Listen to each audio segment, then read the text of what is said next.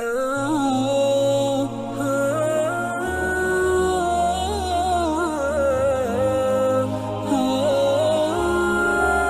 warahmatullahi taala wabarakatuh. Nama saya Daniel Matin bin Nudu Junaidi akan menerangkan tentang dalil-dalil di bulan Ramadan. Bulan Ramadan mempunyai beberapa nama berdasarkan kepada kelebihan dan keistimewaannya. Nama-nama tersebut ialah: yang pertama, Sayyidus Syuhur, yang membawa maksud penghulu sekalian bulan. Oleh kerana Ramadan disebut di dalam Al-Quran dan terlalu banyak keistimewaan dan kelebihan Ramadan, maka ia mendapat gelaran sebagai penghulu sekalian bulan. Di sana adanya ibadah puasa selama sebulan penuh, zakat fitrah, solat tarawih, Lailatul Qadar, nuzul Al-Quran, tadarus Al-Quran, kelebihan sedekah, qiyamul lail, tazkirah, iktikaf dan lain-lain lagi. Rasulullah menegaskan bahawa seandainya manusia mengetahui keistimewaan Ramadan, nescaya mereka ingin supaya sepanjang tahun itu adalah Ramadan. Yang kedua ialah Syahrul Syam, yang membawa maksud bulan puasa. Firman Allah Subhanahu Wa Taala dalam surah Al-Baqarah ayat 183, "Wahai orang-orang yang beriman, diwajibkan ke atas kamu berpuasa sebagaimana diwajibkan ke atas orang-orang yang terdahulu daripada kamu. Mudah-mudahan kamu menjadi orang-orang yang bertakwa." Madrasah Ramadan selama sebulan adalah untuk mencapai sifat takwa kepada Allah Subhanahu Wa Taala. Meninggalkan puasa Ramadan tanpa uzur syar'i adalah berdosa dan menjadi kafir apabila menafikan kewajipannya. Nabi SAW telah bersabda, pegangan Islam dan dasar-dasarnya adalah 3 perkara. Sesiapa meninggalkan salah satu daripadanya, maka ia adalah kafir, iaitu penyaksian keesaan Allah, mendirikan solat dan puasa Ramadan, menurut hadis riwayat Abu Ya'la dan Al-Dailami. Yang seterusnya, sesiapa yang berbuka, iaitu tidak berpuasa, 1 hari daripada bulan Ramadan dengan tiada usur dan tiada sakit, nescaya tiadalah dapat diqada puasanya oleh puasa sepanjang masa walaupun dia melakukannya, menurut hadis riwayat Bukhari.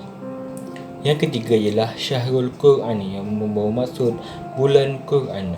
Firman Allah dalam surah Al-Baqarah ayat 185, bulan Ramadan yang diturunkan padanya Al-Quran sebagai hidayah, iaitu petunjuk kepada manusia dan keterangan-keterangan tentang petunjuk dan pemisah antara yang hak dan yang batil. Nabi SAW telah bersabda, puasa dan Al-Quran memberi syafaat kepada para hamba pada hari kiamat. Puasa berkata, "Wahai Tuhanku, aku telah menghalang daripada makan dan minum serta mengikut syahwat pada siang hari, maka izinkanlah aku memberi syafaat kepadanya." Al-Quran berkata, "Wahai Tuhanku, aku telah menghalanginya daripada tidur pada malam hari, maka izinkanlah aku memberi syafaat kepadanya." Lalu diterimalah syafaat keduanya, menurut hadis riwayat Ahmad, Ibnu Abi Dunya, Al-Tabrani dan Hakim. Yang keempat ialah Syahrul Sabr, yang membawa maksud bulan kesabaran. Ibadah puasa dan ibadah sabar punya hubungan yang erat. Allah menjanjikan ganjaran pahala yang tidak terbatas kepada orang-orang yang sabar di dalam Al-Quran. Sesungguhnya orang-orang yang bersabar akan disempurnakan, iaitu ganjaran pahala mereka tanpa batas, menurut surah Az-Zumar ayat ke-10. Dalam hadis, Nabi pernah bersabda, seandainya seorang memaki engkau atau mengatakan kamu bodoh, maka katakanlah, sesungguhnya aku sedang berpuasa. Aku sedang berpuasa, menurut Sahih Al-Jami' As-Saghir. Yang kelima ialah Syahrul Rahmah, iaitu membawa maksud bulan kerahmatan. Yang keenam ialah Syahrul Maghfirah, iaitu membawa maksud bulan keampunan. Yang ketujuh ialah Syahrul Najah, yang membawa maksud bulan kemenangan dan bebas dari api neraka.